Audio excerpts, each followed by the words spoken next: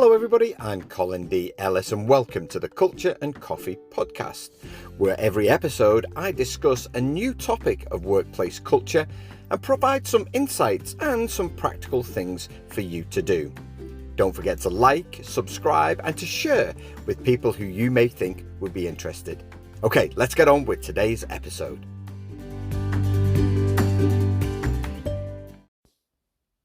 Hello everybody, it's Colin here, and on today's episode I'm going to be talking about relationships, not in a counselling kind of way, well maybe in a counselling kind of way, but more in a why are they important. So 3 things that I'm really hoping you take away from today's episode is 1, relations are critical to team success, 2, they don't just happen by chance, and 3, you can't always assume that they're going to be there. Now, this episode is prompted by the fact that I ran my first culture workshop of 2024. If you're listening in January, Happy New Year. If you're listening in May, then still Happy New Year. You're just a bit late to the party, that's all. Yes, I ran my first culture workshop of the year. It's something that I liked to do myself as a manager, is particularly after the Christmas break, and regardless of whether I was in the UK, New Zealand or here in Australia, is to actually bring the team back together. And of course it was good to share what we did over the Christmas period, but it was really an opportunity for us to kind of reconnect, remind each other what we had to do for the remainder of the year and really kind of get focused on that. But my culture building exercises, as a manager myself and the ones that I run now are really focused to begin with on that reconnection piece. And so the first half day of my 2-day culture workshops, we work purely on relationship building. And I think that, for me, it's one of the biggest challenges that organizations mention is communication breakdowns, personality clashes. And I think that not enough time, I know for a fact, not enough time is spent on actually building relationships. There's this assumption that because we're on the same team, because we're connected, usually by a manager, well, that just means we know each other. And of course, that's not true. I think as well, sometimes is we put a lot of store into roles, responsibilities. Oh, Colin understands his role. He understands how it should interact with this other role. But it's not enough. That's not enough. In fact, there was some research done not so long ago. The research is called Factors Influencing Team Performance. And what they found was that diverse groups who hadn't taken the time to actually build relationships with each other and with the manager that they report to won't perform highly, regardless of how well the roles are defined, regardless of how clear the targets are. If you don't actually have those relationships between the team members, and if you don't have the relationship with the manager, then you've just got no chance of hitting the target. And for me, whenever I start working with an organization, and usually I start with a bit of a blueprint. It's a 40-minute conversation or a call where I'll speak to the lead and I'll say, listen, tell me about what you're trying to achieve. What outcomes are you looking for? Tell me how much money you've got to spend on culture. These things are really, really important. And what are your biggest challenges, or what are your biggest opportunities? And honestly, one of the biggest challenges almost every time is communication. And for me, poor communication is a real marker of dysfunctional relationships. So it's only right that I would start the year by talking about what is one of the most critical elements of culture. You can have a really well-crafted vision. You can have a great set of values. I'm going to talk about both of those things this year. But without relationships, nothing happens. It's an obvious thing to say. Now, there's one piece of research that found when employees feel connected to each other and the company they work for, they're 4 times more productive. Now, you think about that. You think about if you're working right now for an organization, when are you happiest? As human beings, we're generally happiest when we're surrounded by people who are putting in a shift like we are. Do you know what I mean? The people who are, I've come to work and I'm like, right, I want to be the best version of myself today. I really want to do a good job. I want to do all these things. When you see other people doing that, it's motivating for you. And you're like, okay, well, this is cool. Not only that, when you feel a sense of belonging to the organization, and this is where the culture workshop comes in, because obviously what that does is develop that sense of belonging, then that really is that's the sweet spot for productivity. Lots and lots of organizations talk all the time about productivity, and they don't really care enough about it. Let's be honest, they don't. If you find yourself swamped by meetings and emails, the organization you work for does not care about productivity, because it's just not doing enough to make the choices to change. And I've got all of the case studies with the clients that I've worked with who've made the decision to do something different. Last year, one of my clients, after the culture workshop, the entire team, there's about 120 people, they decided they were going to stop copying each other into email. And all of a sudden, they reduced their email by half. And it's still that way. And that's only really possible when you've got people who feel that sense of connection with each other, feel that sense of connection to the organization. They don't want to waste time. They recognize what's a good way to do things. And I think, when we feel that emotional connection, and humans were on the lookout for it. We're constantly looking for those people that get us. We're looking for those people where we have a sense of camaraderie, and I'll come back to that in a second. We're looking for people who understand how we feel emotionally. Still, some managers struggling with this is that they still think that, kind of emotional intelligence and building relationships is probably somebody in your team or in your office. Hopefully it's not someone at the top who's like, all this relationship building, it's all fluffy stuff, it's all nonsense. So we just need to tell you what people need to do. They need to get back in the office and they need to get on with the work. Right, yeah. The whole office thing is rumbling on. For those of you who work in an office, I get it. Organizations ordering you back to the office. You must come back to the office. And of course, it's possible to be massively productive as a team and you're not always co-located. Being face-to-face is always the best for certain kinds of things. The workshop that we ran, the culture workshop, is definitely better face-to-face. That's not to say I haven't run them virtually. I have. There's more fun when they're face-to-face. The same with some collaboration. But you don't have to bring everybody. I'm getting sidetracked here. You don't have to bring everybody back to the office all of the time to do all of the work. It's very old-fashioned thinking. However, it's only possible to be productive when you have that sense of belonging, so that definition of the culture, and you've got the relationships with other people in order to be able to stay connected throughout the day. I think that's the challenge for lots of organizations, particularly office-based ones. They're like, all right, you can work from home now. And, without those relationships is critical. It just doesn't happen. And then they blame working from home when the reality is they haven't given you any money to actually build the culture. I wrote about this in the Hybrid Handbook, actually, and I said that the relationships between individuals are critical for productive work in a hybrid work. It's absolutely right. Absolutely right.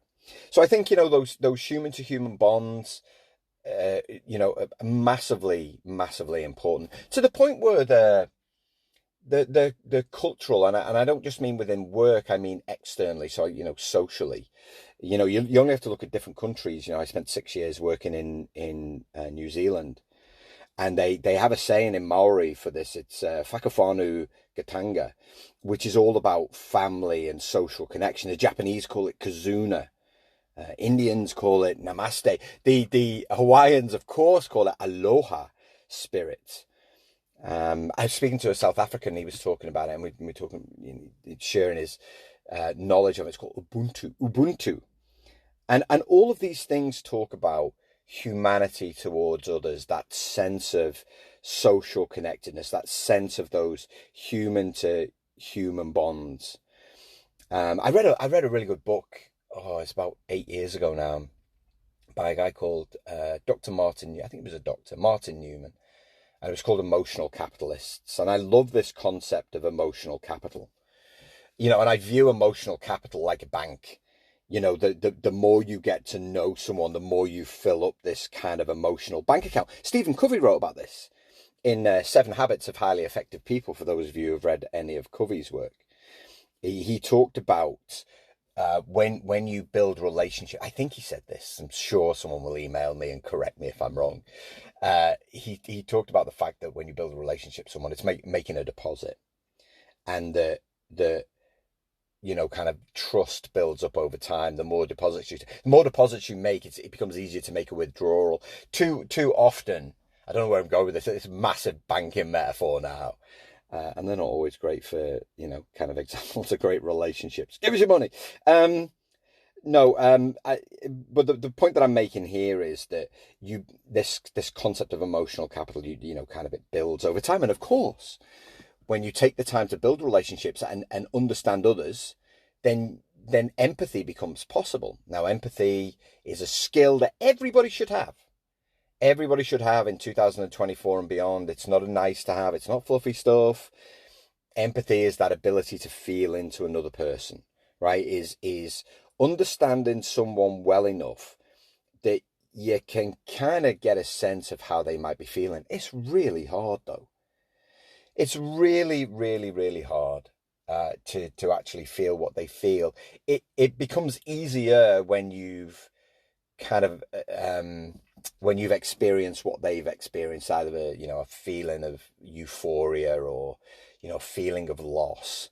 Empathy becomes a little bit easier then.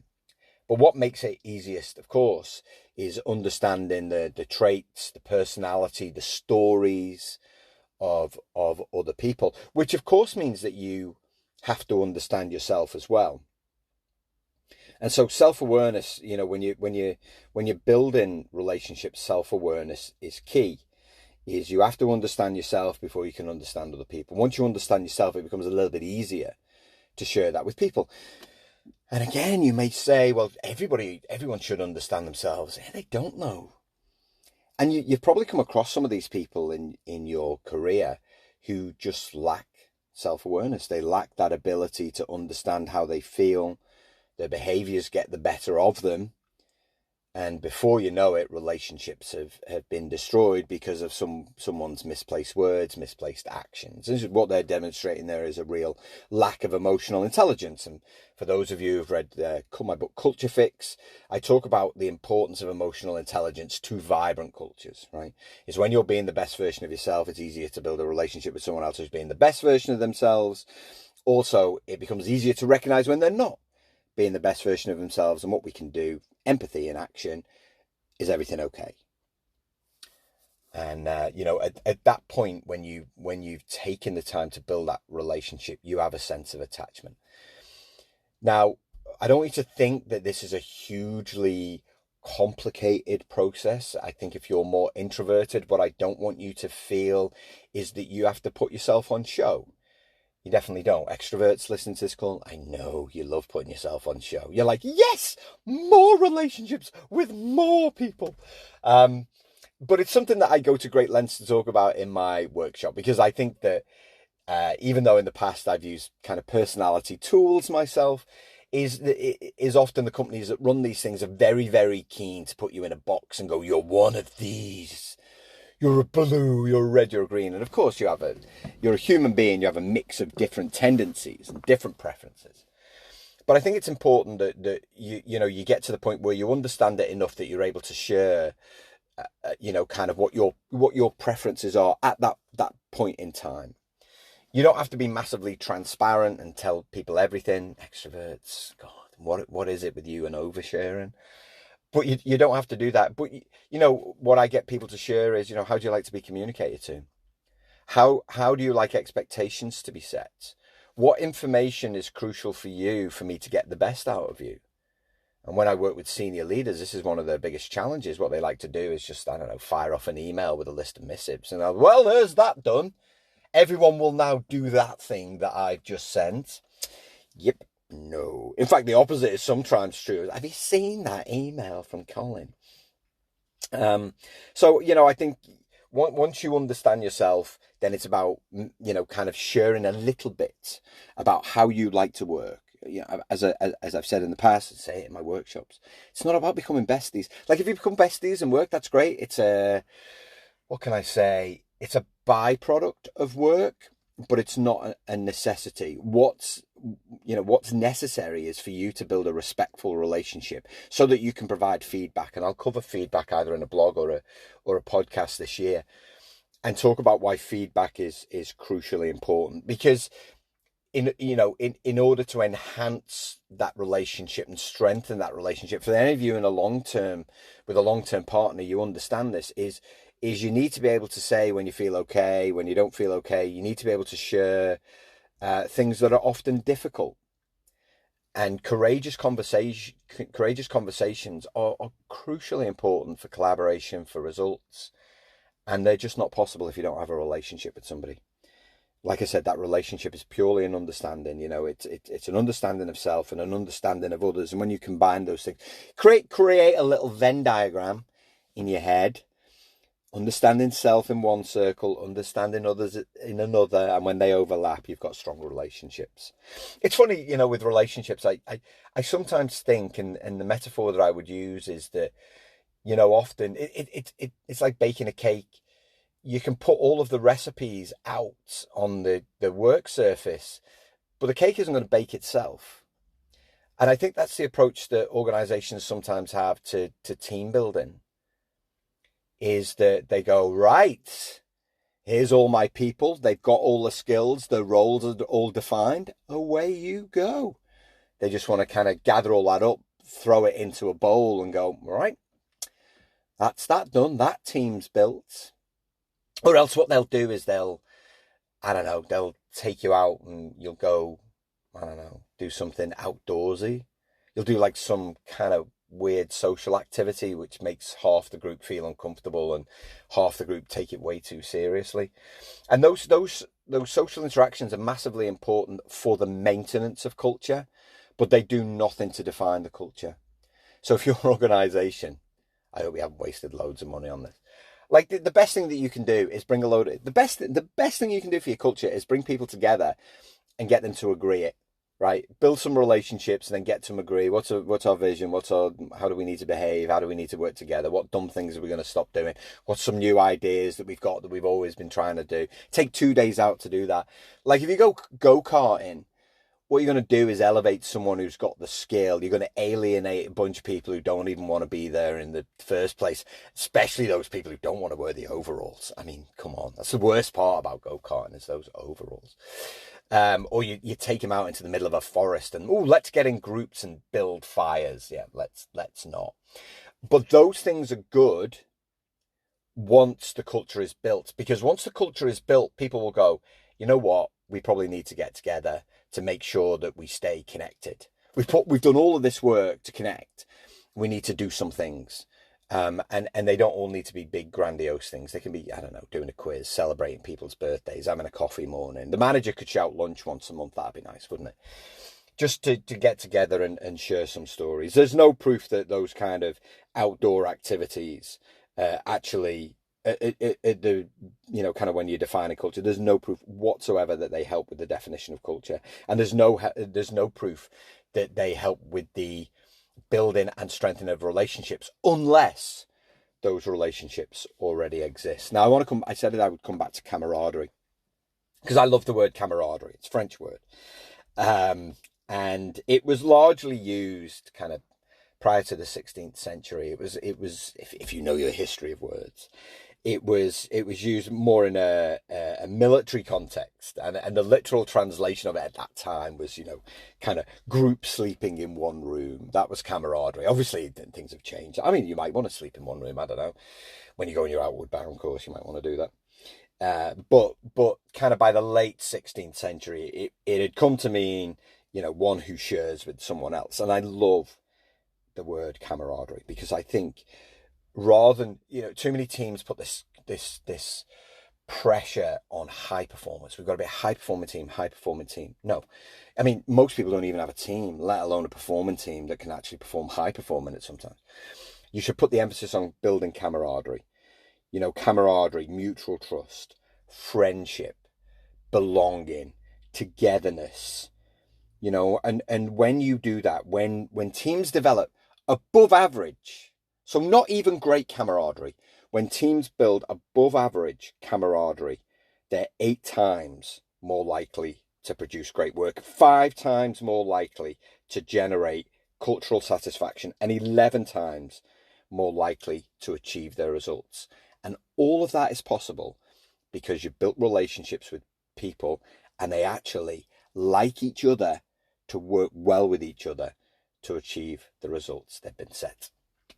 All right, that's your Culture and Coffee podcast for today. Ta-ra for now.